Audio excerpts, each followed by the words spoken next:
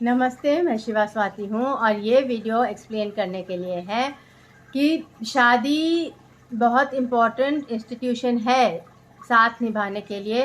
पर आजकल शादी का बहुत मिसयूज़ भी हो रहा है क्योंकि लोग शादी कर लेते हैं, फिर आपस में कोई रिलेशन नहीं होता है, उनके रिलेशनशिप बाहर ही होते हैं। बस घर में एक अच्छा फ्रेंडली एटमॉस्फेयर रखते हैं और बहुत बार सेक्सुअल इंटरकोर्स नहीं होता है, सिंपली फाइनेंशियल इश्यूज़ के लिए या इमोशनल सिक्योरिटी के लिए लोग शादी में साथ रहते हैं और आप झगड़े भी, आइडियोलॉजीज़ भी बहुत फ़र्क होते हैं।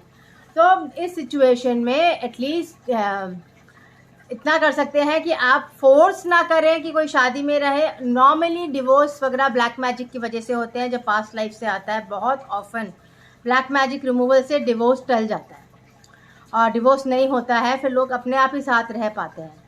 तो सिंपली फोर्स करने से अब वो ब्लैक मैजिक फिर चलता जाए, उनकी प्रॉब्लम बढ़ती जाए, उससे फ़ायदा नहीं है।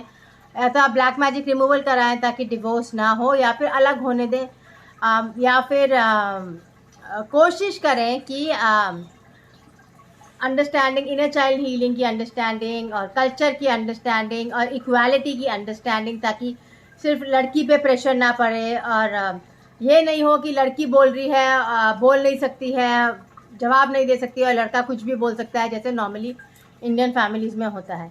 बच्चों को लेके भी बहुत टेंशन होता है। इन्फेंट्स में तो ऑब्वियसली बच्चों को लड़की के साथ ही रहना होता है, पर बड़े होके वो चूज़ कर सकते हैं आफ्टर 18 कि वो फादर के साथ रहना चाहते हैं या मदर के साथ रहना चाहते हैं। आजकल बच्चे आफ्टर 18 भी साथ ही रहते हैं, अलग तो नहीं होते हैं। सो इवन लड़कियां भी साथ ही रहती हैं, शादी करना पसंद नहीं करती हैं। सो आपको फिर परमिशन देनी पड़ती है कि वो आपके साथ ही रहें क्योंकि वो आपके बच्चे हैं एंड आपने प्रॉमिस किया है कि आप उनकी लाइफ लॉन्ग देखभाल करेंगे। सो शादी ज़रूरी नहीं है अब इतना कंपेनियनशिप के लिए, क्योंकि इंटरनेट पे बहुत कंपेनियनशिप है, सोशल मीडिया पे बहुत कंपेनियनशिप है, लोगों के कैजुअल रिलेशनशिप्स बहुत हो जाते हैं। तो जब वो रेडी होते हैं एक कमिटमेंट के लिए, तभी आपको शादी के लिए इंसिस्ट करना चाहिए। और अरेंज्ड मैरिज को अवॉइड करें तो उससे बच्चे ज़्यादा इंडिपेंडेंट होंगे और बहुत सारी शादियां नहीं होंगी। अगर शादियां नहीं होंगी तो ओवर पॉपुलेशन कम हो जाएगी ऑटोमेटिकली, क्योंकि अरेंज्ड मैरिज से स्पेशली गांवों में जब अब बच्चों की शादी कर देते हैं, अरेंज यंग लोगों की शादी कर देते हैं, तो उनके 3-3, 4-4, 5-5, 6-6 बच्चे होते रहते हैं नो। सो अरेंज मैरिज से बहुत पॉपुलेशन बढ़ती है। अगर आप लव मैरिज पे छोड़ दें तो बहुत लोग हैं जो आपस में बात भी नहीं कर पाएंगे, तो बच्चे तो होंगे ही नहीं। बहुत लोग हैं जो सेक्स के लिए अप्रोच भी नहीं कर पाएंगे, बहुत शाइनेस होगी, शर्माएंगे, डिस्ट्रस्ट होगा, फैमिली पे भरोसा नहीं होगा। तो बहुत इतने बच्चे फिर नहीं हो पाएंगे। जिन कंट्रीज़ में अरेंज्ड मैरिज का कल्चर है वहाँ पॉपुलेशन बहुत ज़्यादा है कंपेयर टू कंट्रीज़ जहाँ अरेंज्ड मैरिज का कल्चर नहीं है। तो जहाँ फैमिलीज़ इन्वॉल्व नहीं है शादी में, जहाँ लव मैरिज है, वहाँ पॉपुलेशन बहुत कम है। लव मैरिज के बाद भी आप अपने बच्चों को सपोर्ट कर सकते हैं, उनके बच्चों को भी सपोर्ट कर सकते हैं, मगर इंसिस्ट ना करें कि बच्चे पैदा करें, बार बार कि बच्चे पैदा करो, फैमिली कंप्लीट करो। ये सब रिचुअल्स हैं, इट्स लाइक 10,000 साल से चलते आ रहे हैं, पर रिचुअल्स हैं। पर आप किसी भी गॉड की लाइफ को देख लीजिए, कोई भी शादी सक्सेसफुल नहीं दिखाई गई है हमारे रिलीजन में। अब हिंदू गॉड्स को देख लीजिए, किसी भी रिलीजन में देख लीजिए, शादियां सक्सेसफुल नहीं दिखाई गई हैं, क्योंकि कोई शादी अभी तक हमें वो emotional management and financial independence का स्ट्रक्चर ही नहीं मिला है कि हम एक सक्सेसफुल शादी क्रिएट कर पाएँ जो रिकॉर्डेड हो। तो जितने भी आप गॉड्स देखेंगे, सबकी शादियां ब्रोकन है या एक्स्ट्रा मैरिटल अफेयर्स हैं, या फिर सेपरेशन है, क्योंकि वो कल्चर, वो अंडरस्टैंडिंग अभी तक आई नहीं है। और जब आ जाएगी अंडरस्टैंडिंग, तब आप देखेंगे कि ये गॉड के मिथ्स बदल जाएंगे और सक्सेसफुल शादियों पे इम्पोर्टेंस दी जाएगी, रिलीजन में भी। तो जब तक आपका रिलीजन ही सपोर्ट नहीं कर रहा आपकी शादी, और रिलीजन के जो आपके रोल मॉडल्स हैं, जो आपके भगवान हैं, उनकी शादियां ही सेपरेटेड हैं, तब तक आप ये एक्सपेक्ट नहीं कर सकते कि आपकी शादी सक्सेसफुल होगी, बिकॉज रिलीजन से बहुत प्रभाव पड़ता है कॉन्शियसनेस पे। और फिर बहुत ब्लैक मैजिक रिमूवल वगैरह करना पड़ता है, क्योंकि वो रिलीजन से आ रहा होता है, रिलीजन को यूज़ करके किया गया होता है। तो रिलीजन को ही वापस भगवान से कनेक्ट करके फिर ब्लैक मैजिक रिमूव होता है। So it is a very very difficult process, बहुत डिफ़िकल्ट प्रोसेस है। इसीलिए अगर लोग लेट शादियां करना चाहें, ओल्ड एज में शादियां करना चाहें जहां उन्हें एक्चुअल ज़रूरत है कंपेनियनशिप की, जहां वो शांत भी रह सकते हैं, तो भी अच्छा है। ज़बरदस्ती यंग एज में शादी करना इस होप में कि वो सेक्सुअली केयरलेस नहीं होंगे, मगर जो लोग सेक्सुअली केयरलेस होते हैं वो शादी के बाद भी सेक्सुअली केयरलेस होते हैं, और जो लोग सेक्सुअली कंजर्वेटिव होते हैं उनके लिए फिर वो एक रिलेशनशिप में बिना शादी के भी रह सकते हैं या बिना बच्चों के भी रह सकते हैं। सो जो सेक्सुअली कंजर्वेटिव होते हैं उनके लिए शादी का रिचुअल मैटर नहीं करता है, उनके लिए लव मैटर करता है। और जो सेक्सुअली केयरलेस होते हैं उनके लिए रिचुअल फिर भी मैटर नहीं करता है, उनके लिए लस्ट मैटर करता है, तो वो फिर भी इधर उधर जाएंगे।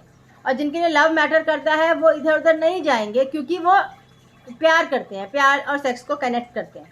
सो हार्ट और सेक्रल चक्र जिन लोगों का कनेक्टेड होता है वो ज़्यादा इवॉल्व सोल्स होते हैं, उनका हार्ट और सेक्रल चक्र कनेक्टेड होता है। जहाँ सेक्रल चक्र लूज है और वहाँ पर ज़्यादा कैजुअल सेक्स होता है और सेक्स और मनी में कनेक्शन नहीं रहता है, सेक्स कहीं हो रहा है, मनी कहीं जा रहा है और बहुत केओटिक लाइफ में बहुत केओस हो जाता है।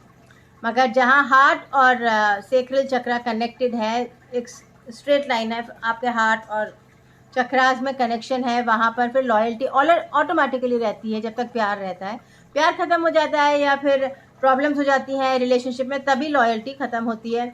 इवन लॉयल्टी ख़त्म होने के बाद भी प्यार वापस रिवाइव किया जा सकता है और शादी कंटिन्यू की जा सकती है। तो इसके लिए आपको रिचुअल की ज़रूरत नहीं, इसके लिए प्यार की ज़रूरत है।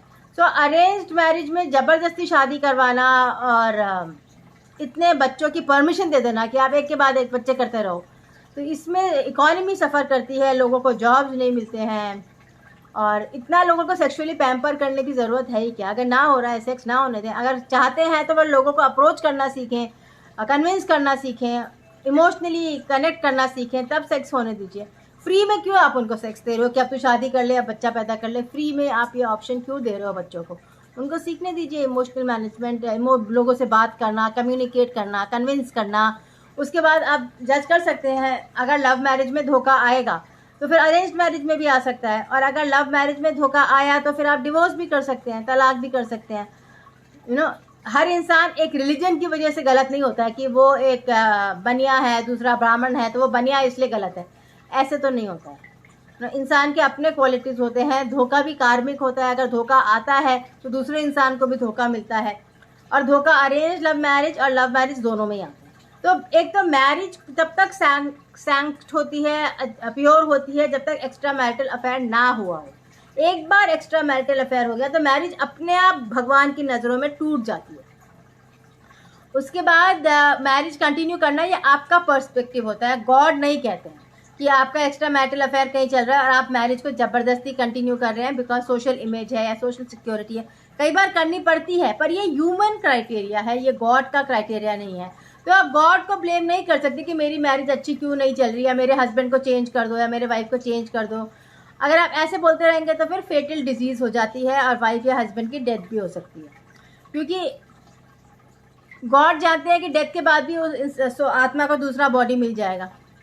सो डेथ गॉड के पर्सपेक्टिव में इतना सीरियस क्राइम नहीं है।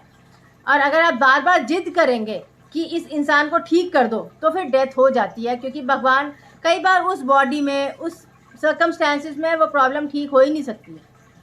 सो इसीलिए आपको सोच समझ के प्रे करना चाहिए कि ताकि भगवान आपको सपोर्ट करें। तो आप ये बोल सकते हैं अगर आपकी शादी ख़राब है कि आप हमें पॉजिटिविटी दो, ताकि पॉजिटिविटी आ जाए, और इस तरह दो कि सेफ़ है, सब लोग ज़िंदा रहें, क्लियरली कि सब लोग ज़िंदा रहें, और फिर पॉजिटिविटी दो तो फिर डेथ नहीं होगी। अगर आप बोल देंगे कि किसी भी हालत में पॉजिटिव होना है तो फिर डेथ हो जाएगी। सो डेथ बाय इटसेल्फ एक क्राइटेरियन नहीं है भगवान के लिए। सो इसीलिए आप जो अरेंज मैरिज ज़बरदस्ती शादियां करते हैं लोगों की, इसको अगर बंद कर दें तो इंडिया की पॉपुलेशन काफ़ी कम हो जाएगी। और आप रिस्पॉन्सिबिलिटी लें कि लोगों को ज़्यादा जॉब्स मिलें। सारी रिस्पॉन्सिबिलिटी भगवान पे मत छोड़िए, क्योंकि वहाँ के रूल्स अलग हैं। सो यहाँ भी रिस्पॉन्सिबिलिटी लीजिए कि आप खुद कोशिश करें कि बच्चे कम हों और जो बच्चे हैं उनको अच्छी परवरिश मिले और अच्छे जॉब्स मिले। तो भगवान का साथ दे रिस्पॉन्सिबिलिटी में, तो ही बैलेंस आएगा। क्योंकि भगवान की दुनिया के रूल्स बिल्कुल अलग हैं, यहाँ के रूल्स बिल्कुल अलग हैं, और वहाँ पर एक्स्ट्रा मैरिटल को ब्लेम नहीं किया जाता है, गलत नहीं माना जाता है। पनिश नहीं किया जाता है, जो ह्यूमन रूल्स में पनिश किया जाता है एक्स्ट्रा मैरिटल अफेयर्स को और सेपरेशन हो जाता है, वो भगवान के रेल्म्स में नहीं होता है। दूसरी बात है कि भगवान के रेल्म्स में स्पिरिट सेक्स किसी से भी अलाउड होता है, ऐसा कोई रिस्ट्रिक्शन नहीं होता कि कमिटमेंट होना चाहिए या लव होना चाहिए। मगर यहाँ पर अर्थ में रिस्ट्रिक्शंस होते हैं कार्मिक, क्योंकि अगर आपने किसी को यहाँ धोखा दिया तो धोखा आप पर वापस आएगा, और धोखा वापस आएगा अगर दूसरे इंसान ने परसीव भी कर लिया कि आपने धोखा दिया है मगर आपने धोखा नहीं दिया है तो भी आपको सज़ा मिलेगी, चाहे आपने जुर्म नहीं किया हो। तो यह आपको केयरफुल रहना चाहिए कि दूसरा आदमी क्लियर हो अपने परसेप्शन में और कि आपने धोखा नहीं दिया है, और इसीलिए यहाँ केयरफुल रहना पड़ता है सेक्स के बारे में, और कि कमिटमेंट हो तभी आप सेक्सुअली इन्वॉल्व हो, ताकि कहीं धोखे की फीलिंग नहीं आए। और फाइनेंशियल लॉस भी होता है हमेशा सेक्सुअल एक्टिविटी में। सो या तो आप शादी करें तो फाइनेंस शेयर करें, अदरवाइज आपको पे करना पड़ेगा, आप पे करेंगे तो फिर आपको दुख भी हो सकता है। सो शादी भी करें तो फिर लव मैरिज करें या फिर फ्रेंड्स मैरिज कर लें, आप एक दूसरे को अंडरस्टैंड करके खुद डिसीजन लें। पेरेंट्स पे डिसीजन मत छोड़िए, बाद में पेरेंट्स को ब्लेम मत कीजिए, भगवान को ब्लेम मत कीजिए अपनी शादी के लिए, खुद डिसीजंस लें। बच्चा अगर हो रहा है तो नेचुरली तो ठीक है, नहीं हो रहा तो छोड़ दें, मगर पेरेंट्स को ब्लेम मत कीजिए कि मेरी लाइफ ख़राब कर दी, बिकॉज पेरेंट्स अच्छे इंटेंशन के साथ ही करते हैं, किसी का गोल नहीं होता आपकी लाइफ को ख़राब करना।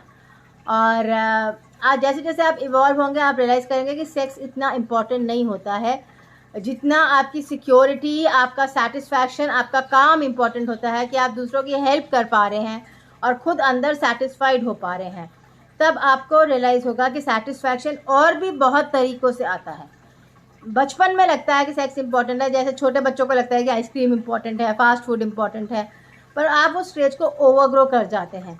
उसके बाद आपको सेटिस्फैक्शन की ज़रूरत होती है, काम से सेटिस्फैक्शन, खाने से सेटिस्फैक्शन, हेल्दी फूड की ज़रूरत होती है, ऑर्गेनिक फूड की ज़रूरत होती है, क्योंकि हर जगह फिर आप सेटिस्फैक्शन ढूंढते हैं। स्पेशली अगर आपके बच्चे कम हैं या नहीं हैं तो आप सेटिस्फैक्शन ढूंढ सकते हैं। अगर आपके घर में 5-6 बच्चे हैं तो फिर ऑस रहता है, हमेशा हर कोई चिल्लाता रहता है, फिर नहीं हो पाता है सेटिस्फैक्शन। सो इतना बच्चों पे क्रेज़ या शादी पे क्रेज़ करने की ज़रूरत नहीं होती है। भगवान की नज़रों में आप खुश रह सकते हैं, चॉइस आपकी है, अपने आप को लिमिट करें और खुश रहें।